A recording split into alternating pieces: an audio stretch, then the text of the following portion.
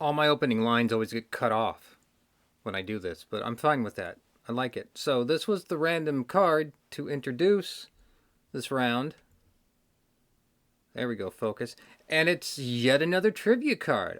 Now I'm going to have to go through the whole stack of cards and pick out those trivia cards so I can separate the informational cards that I spent some eBay money on versus the trivia cards. Because that's the whole point of the Springboard, is for the trivia. But okay, so let's look at Picard from the perspective of 1993, before the show's even over. This is where these cards were written in 93. So there we go. All right, let's flip it. Let's learn about Captain Picard. Oh, wait, these are questions. That's right. So the nice thing about these, though, is the questions are on the bottom and they're flipped backwards, upside down. But instead of looking at some lined paper, we'll keep our Galactica symbol up here, because once again, there are no Galactica trivia cards, as much as I'd like to have that happen. But there are Galactica cards that I'm thinking about. All right. So what are these episodes? These are both first season episodes. We should hope that, well, now I wonder. Because fencing happens twice in Next Gen. It happens in the first season episode with Michelle Phillips for Mamas and the Papas. Was she the one in that? The time will always have Paris. Was that the name of the episode? Not the most cringe of the first season by far, although plenty of Roddenberry nakedness going on in there from what I recall with Michelle Phillips' outfit. I digress. So he fences in that because the fencing was all about the little time differentiation stuff going on, and they go to the laboratory with the time folks, and then I get confused with this episode and the bags of mostly water episode with the crystals and the terraforming. Oh, I can go to because I have it here. I can go to the Dr. Trek's The Book of the Word. Also has a podcast that I tune into. Maybe I'll put it in the comments below. Okay, the big goodbye is the hat. Of course, we do see that a couple times as well. Come on, home soil. So I'm thinking of home soil as bags of mostly water. That's when they find the crystals. Not the crystals that apparently Picard has on his desk that he likes, but something else. And when the ball break, I gotta talk about. There's first season surprises. It's not all horrible. So yeah, we'll always have Paris is where we first see the fencing. Now we see it later on in when he fences with Guinan. I don't even know where that exists. Is that Clues? The ones, the Clues episode where only Data knows what's going on, and because the species are so xenophobic and blah. A discussion for a later date. I'm going to put back the Book of the Word. Yeah, we haven't got any questions yet. I realize that. That's fine. I'm okay with that. Here I go. I'm just waiting for quick time to kick me off. It's been happening a lot today. So this is a big goodbye. We'll always have Paris. That's my assumptions. Although we see Dixon Hill come back a couple times, but in a Loxana Troy episode where he's hiding from her. That's a second season episode. I feel like one more time. That's when Troy's mom is all sexed up and is ready to, pounce. I don't remember that episode. Not the best of the second season. I don't know why my eye seems closed. Can I open my eye? There we go. Hey, everybody. Welcome aboard. All right, now let's get to the questions. Now, the thing about Picard in the year 2022 when I'm making this is Picard's background in history is in flux, right? Because we have this series. It's not in flux, but the fan fiction puts it in flux. That's the difference. It's not really in flux as far as just viewers are concerned, but there's been a lot of Trek fiction over the last 20 years since Nemesis ended, where they're doing stuff with Picard. It's all been imploded with Star Trek Coda. But there's also that autobiography of Picard that I'm sure, I don't know how that's been affected. I haven't read it yet. That's Dave Goodman's biography. That's what that one was about. So, Captain Picard has traveled through space. Well, really? Okay, most of his life, but had a much more terrestrial origin. Well, yes, he was born in. Oh, where in France was he born? We know he was French, but he's only French for like the first 2 seasons. Then he becomes Patrick Stewart playing a Frenchman. So then he becomes British again. Okay, the ocean surf is kind of annoying. Le Bray, France, isn't that where the vineyard's at? Well, we'll learn about that at the end of this card. Captain Picard distinguished himself. Well, the Academy Marathon, right? At the Lulith 2. Damnedest thing I ever saw. That's Best of Both Worlds Part 1. The Academy Marathon. And I'm pretty sure Michael Jan Freeman did a bit in the many of the Trek comic books about that line. He won the marathon as a first year Academy first year student. We call them first year students nowadays. That's how he distinguished himself at the Academy. Oh, and it's a 2-part question. What distinguished Picard at Starfleet? Is it the Picard maneuver? Also found in the first season episode, The Battle. And we have Frakes not quite finding the Riker character yet in season 1, so he's kind of a brown noser. So he's like, "This is marvelous, Captain. You put the ship in a little bit of warp, and it was in 2 places at once, and we call it the Picard maneuver." Is that what we're going for here? And this here is the 4th season opener family.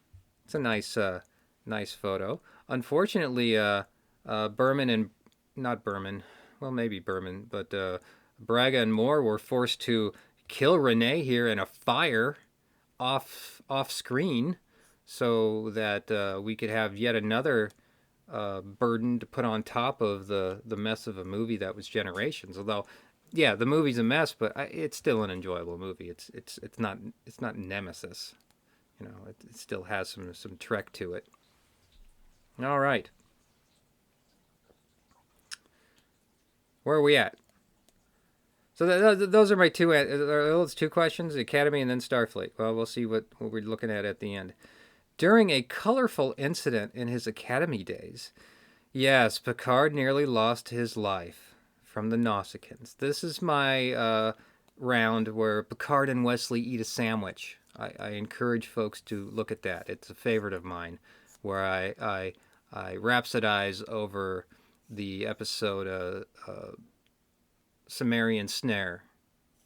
That's a Packlet episode as well. That's the A story. The B story is that Picard and Wesley are on a shuttlecraft eating sandwiches, and Picard relates the story. And that should have been it. But then we have to do Tapestry, which the more I talk about Tapestry, the more and more I am so critical of it, and that should be one of the top 10 worst TNG episodes. It's time to reevaluate Tapestry and ask ourselves, what is the message in this episode again, and is that a good one? I digress. I feel that in a few months I might be ready to do that. What was I talking about? Oh, yeah, that's the Nausicaan. That's been done to death.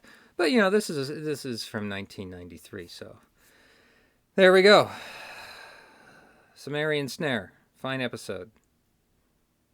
And I was also remembering the last episode where two good Wesley Picard episodes. Sumerian Snare when they're in shuttlecraft together, and then where they crash land in the desert and they go looking for water. That's Wesley's last episode before he joins the Academy. That I'm not even going to look in there. It takes too long to flip. The Book of the Word tells me that Final Mission is the episode I'm thinking of. That is in the 4th season. That is another fine Wesley Picard take a shuttlecraft episode. Although in Final Mission, it doesn't go as well because they crash and they look for water, and then Wesley tells the story about being in the shuttlecraft with Picard from just 2 years earlier. I haven't watched Final Mission in a while, but it's a fine episode because we have two great actors. Because Wil Wheaton was one of the best actors to be on Trek. He was just not utilized much as an actor, but we see the chops in Final Mission. We certainly see it in Sumerian Snare. When he works with Picard, I think that's some of the best acting you get among the Next Gen cast. So shout out to Wil Wheaton. Because why not? So I'm going to put the book away again. Next question. No, I already talked about this. It's the Stargazer. I'm sorry. Did you want to read the question with me, and then I could pause? I don't know who my audience is. It's just me, so this is just entertaining for no one. Okay, breathe. No, it is not Picard's first starship. What was one of Picard's previous commands? Well, that's a good question with the one, because all we know is the Stargazer. I'm sure there was another. Do we know another? Well, it's Stargazer. That's the easy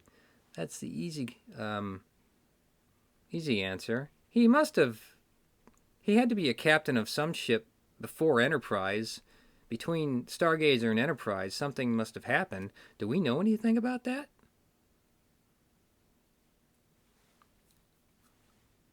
Not sure that we do. That's something to consider. That has stumped me. I'm going to have to go back and read maybe some Memory Alpha, Memory Beta write-ups on Picard. What did he do? Oh, Christopher Bennett, I think one of his first Trek novels was The Space in Between Stargazer and Enterprise. And I haven't read that novel yet, so yet another shout-out to Christopher L. Bennett and the Trek he has up here. I'm going to have to put that on my reading stack now. I've been putting that off, and now that's a question I want answered. And it might not be answered officially, but it will be answered in the Trek novel verse. So that's what I'm going to go do, and you should too. All right. Wow, we go all the way to E here. What are some of Picard's hobbies? Well, he likes to drink tea.